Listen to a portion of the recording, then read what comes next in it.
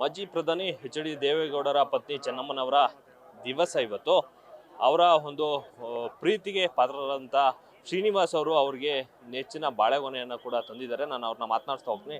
Sir, ನೀವು ಚೆನ್ನಮ್ಮನವರ ಒಡನಾಟ ಹೇಗಿತ್ತು? ಯಾಕೆಂತಂದ್ರೆ ನೀವು ಕೂಡ ಜೆ ಪಿ ಭವನದಲ್ಲಿ ಕೆಲಸವನ್ನ ಮಾಡ್ತಾ ಇದ್ರಿ. ಈ ಒಂದು ಸಂದರ್ಭದಲ್ಲಿ ನಿಮ್ಮ ಅವರ ಒಡನಾಟ ಹೇಗಿತ್ತು?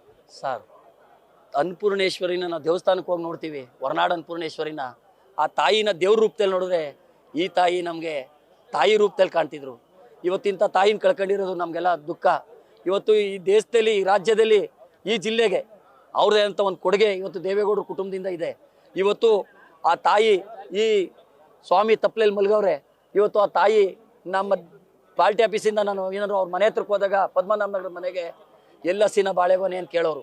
ಯಾಕೆಂದ್ರೆ ಅಲ್ಲಿ ಬಾಳೆಗೊನೆನ ಭಾರಿ ಇಷ್ಟಪಡೋರು. ಇವತ್ತು ಆ ತಾಯಿಗೆ ಅರ್ಪಿತ್ವಾಲಿ ಅಂತ ಇವತ್ತು ಅಲ್ಲಿಂದ ಬಾಳೆಗೊನೆ ತಗೊಂಡು ಇವತ್ತು JDS ಪಾರ್ಟಿ ಆಫೀಸ್ ತವಿಂದ ಇವತ್ತು ಈ ತಪ್ಪಲಿಗೆ ತಂದಿದ್ದೀನಿ ನಾನು. ಇವತ್ತು ದೇವೇಗೌಡರ ಕುಟುಂಬದವ್ರು ಏನು ಇಲ್ಲಿ ಮ್ಯೂಸಿಯಂ ಮಾಡಿಸ್ಬೇಕು ಅಂತವ್ರು ಮಾಡಿಸಿದ್ರೆ ನಮಗೂ ಸಂತೋಷ.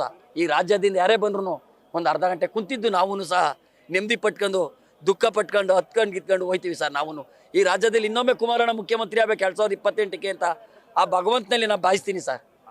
ಈಗ ನಿಮ್ಮನ್ನು ಕಡೆಯದಾಗಿ ಚೆನ್ನಮ್ಮನವ್ರು ಮಾತಾಡ್ಸಿದ್ದೆ, ಅವಾಗ ಮಾತಾಡ್ಸಂತ ಸಂದರ್ಭದಲ್ಲಿ ಏನೆಲ್ಲ ಮಾತಾಡಿದ್ರು? ಅಣ್ಣ ಈಗೊಂದು 2-2.5 ತಿಂಗಳಿಂದೆ ಅಣ್ಣ ಚೆನ್ನವರು ಈಗೊಂದು 2.5 ತಿಂಗಳು 3 ತಿಂಗಳಿಂದೆ ಎಲ್ಲಸಿನ ಬಾಳೆಗೊನೆ.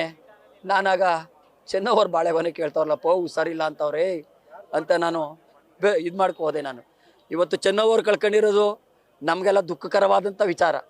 ಇವತ್ತು ಅವ್ರ ಬಾಳೆಗೊನೆ ಕೇಳ್ತಿದ್ದ ಬಾಳೆಗೊನೆನ ಇವತ್ತು ಅವ್ರ ಸಮಾಧಿ ಹತ್ರ ಅರ್ಪಿಸ್ಬೇಕು ಅಂತ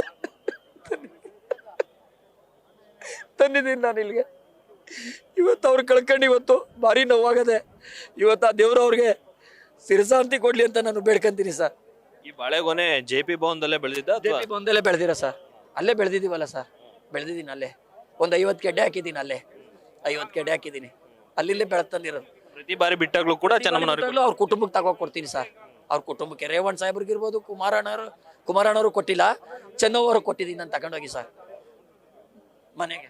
ಇದಿಷ್ಟು ಶ್ರೀನಿವಾಸ್ ಅವರ ಮಾತಾಗಿರ್ತಕ್ಕಂಥದ್ದು. ಕ್ಯಾಮ್ರಾಮನ್ ಕಾರ್ತಿಕ್ ಜೊತೆ ಮೋಹನ್, ನ್ಯೂಸ್ ಫಸ್ಟ್, ಹರದನಹಳ್ಳಿ.